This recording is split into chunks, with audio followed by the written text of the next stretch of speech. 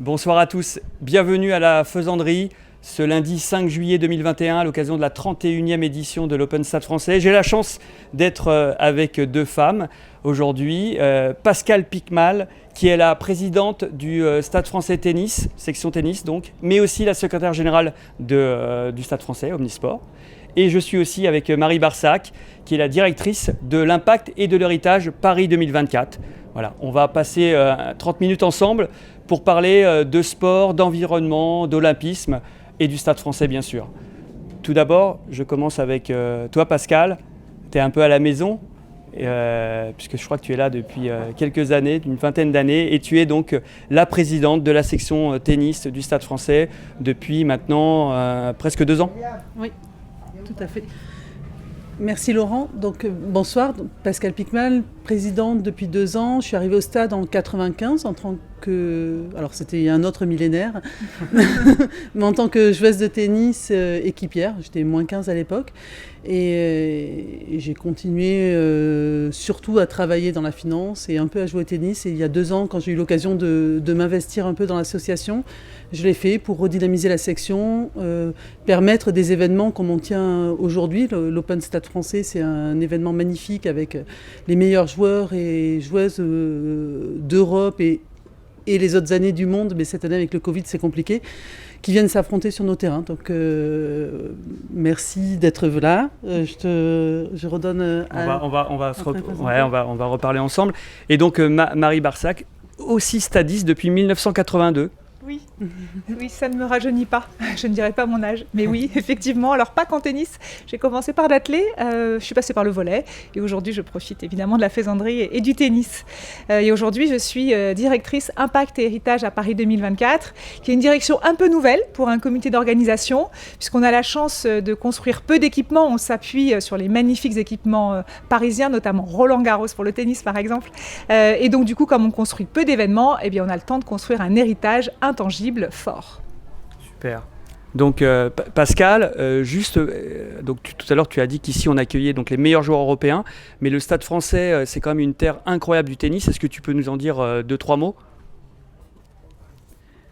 Oui, tout à fait. Alors, peut-être, enfin, tout le monde ne le sait pas, mais les premiers internationaux de France se sont tenus à la Faisanderie, ici, sur le 1 et le 2, les centraux de l'époque.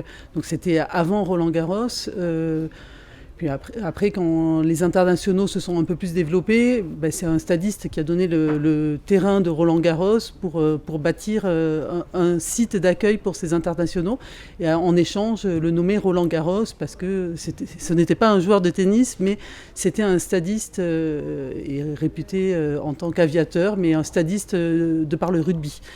Voilà, donc ça a toujours été un terrain d'accueil du tennis. Nous, on reçoit les Roland-Garros pour les joueurs qui s'entraînent. On est centre d'entraînement ici.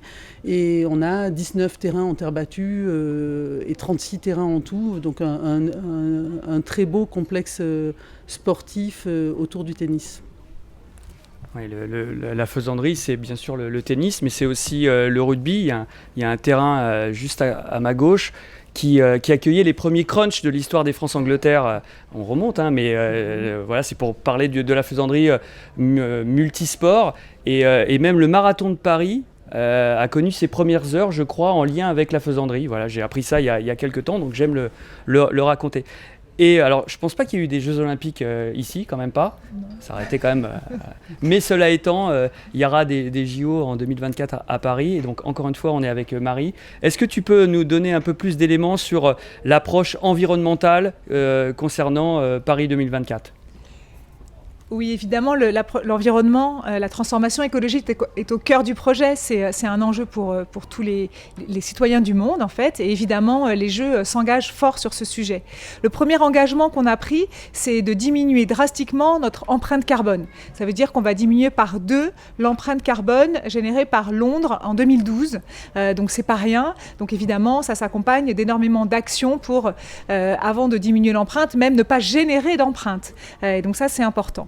Et le second axe de travail, au-delà de la façon qu'on a d'organiser les Jeux pour réduire cette empreinte, c'est aussi d'en profiter parce que les Jeux sont extrêmement médiatisés, parce qu'il y a des millions et des milliards de téléspectateurs qui les suivent. C'est aussi une occasion de faire bouger les mentalités, de changer les comportements pour que nous aussi, les citoyens, nous soyons plus précautionneux à l'égard de la planète et que nous contribuions à la transformation écologique. Et donc évidemment, on a des messages très forts vers la jeunesse. Et donc je suis aussi là avec Pascal pour mobiliser la jeune génération à prendre ce sujet à bras-le-corps, à se sentir concernés. Les athlètes jouent un rôle modèle essentiel auprès de la jeunesse. Et évidemment, quand on est tennisman, tenniswoman, on sait qu'on génère une empreinte carbone parce que les tournois de tennis, ils ont lieu partout sur la planète. Mais pour autant, on peut aussi agir pour réduire son empreinte, la compenser et puis prôner de bons comportements auprès de ses fans. À l'époque d'aujourd'hui, avec les réseaux sociaux, on sait que les communautés qui suivent tous ces jeunes, déjà en devenir, elle est importante et ces jeunes peuvent jouer un rôle majeur à leur échelle. Merci Marie. Pascal, puisqu'on parle des jeunes, au Stade français, il y a aussi un mouvement important pour soutenir les jeunes athlètes qui potentiellement pourraient participer aux Jeux Olympiques. Est-ce que tu peux nous en dire un peu plus ? Oui, bien sûr. Nous avons au Stade français aujourd'hui identifié 30 espoirs de Paris 2024, donc dans 10 disciplines sportives différentes. Donc c'est vraiment très grand. Nous sommes soutenus par la ville de Paris dans ce projet. Et d'ailleurs, ce soir, on va récompenser un peu cette équipe en leur remettant une tenue Stade français spécial Espoir 2024. Mais c'est aussi des actions spéciales, de l'aide financière, bien sûr, mais des entraînements, du coaching mental. Enfin, il y a tout un tas d'éléments qui sont mis en place pour les soutenir dans ce projet. Le Stade français, à travers l'histoire, on a eu plus de 160 athlètes qui ont été sélectionnés aux Jeux Olympiques, plus de 70 médaillés aux Jeux Olympiques. Donc on a quand même une grande histoire derrière nous sur les Jeux Olympiques. J'espère qu'on pourra être centre d'entraînement pour les prochains Jeux Olympiques, ici à la Faisanderie pour le tennis, bien entendu, mais aussi sur nos installations du Haras-Lupin pour le hockey sur gazon. Donc voilà, donc on est très proche. Je vais peut-être rajouter quelque chose sur l'environnement. On a fait pas mal d'efforts cette année, enfin depuis plusieurs années, mais on continue cette année. Alors au tennis, avec les balles de tennis, alors il y a plusieurs actions. Déjà, on essaie déjà d'en utiliser moins. On avait une tradition au tennis, chaque fois qu'on jouait, des balles neuves. Et finalement, on arrive à jouer en les utilisant plusieurs fois, même dans les tournois, en fonction des catégories. Donc, on diminue le nombre de balles consommées. Les balles, on les récupère. On en a donné beaucoup à des écoles qui s'en servent sous les pieds des chaises pour réduire le bruit dans les salles de classe, et aussi dans les opérations balles jaunes menées par la Fédération de tennis qui les recycle en surface sportive. Et on fait aussi de l'effort avec l'eau, parce que quand on fait du sport, l'eau est un élément clé pour les joueurs. Donc dans tous nos stages, amenez votre gourde, n'achetez pas de bouteilles, remplissez la gourde. Donc on travaille pas mal là-dessus aussi.